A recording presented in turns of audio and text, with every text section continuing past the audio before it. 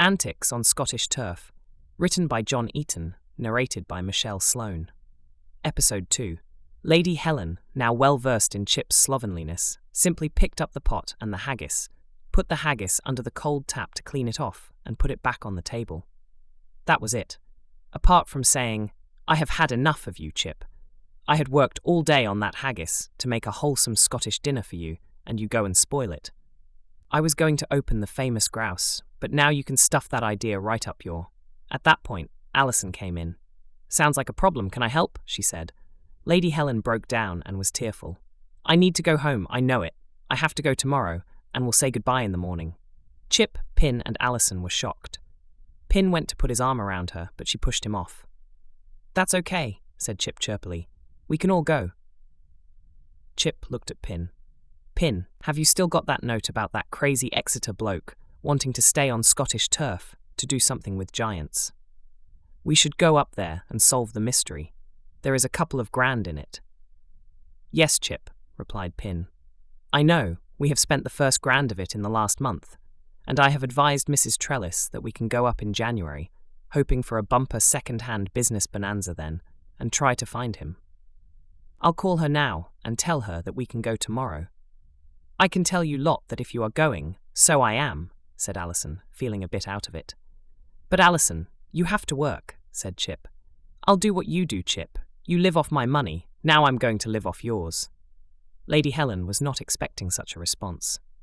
Famous grouse, anyone, as she downed a large one before pouring the other a drink. For England and Santa Claus. Celebrated Pin with his glass of grouse.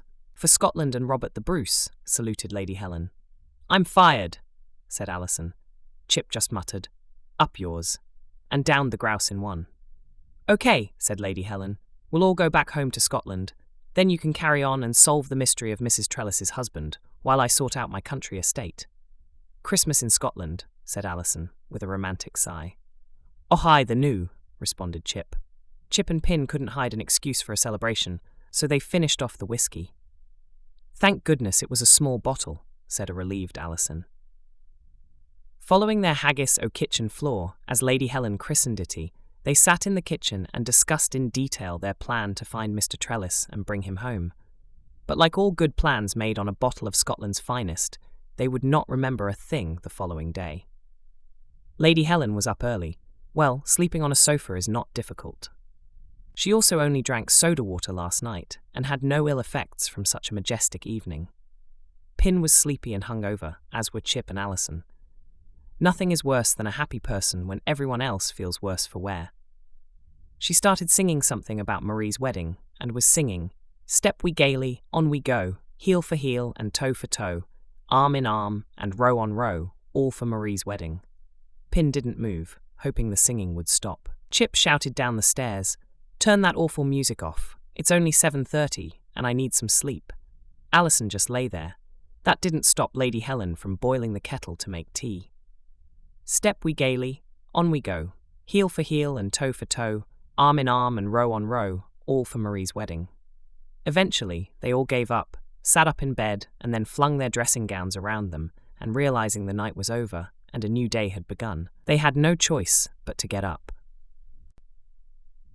Downstairs, the bread was in the toaster, with the aromatic smell of the red-hot elements in the toaster slightly browning, perfect piece of toast, ready for butter and jam, or as Chip would prefer, a full English breakfast. The heavenly smell of warm toast when you are hungry, especially after Chip, Pin, Alison, and Lady Helen had not eaten for 10 hours or so, began to grind their stomach juices as desperation for food gained pace. Chip, Pin, and Lady Helen stood in the kitchen. Alison was busy, opening the fridge, finding the margarine, and then picking up a knife from the drawer. She turned around and said to the others, "What do you all want for breakfast?"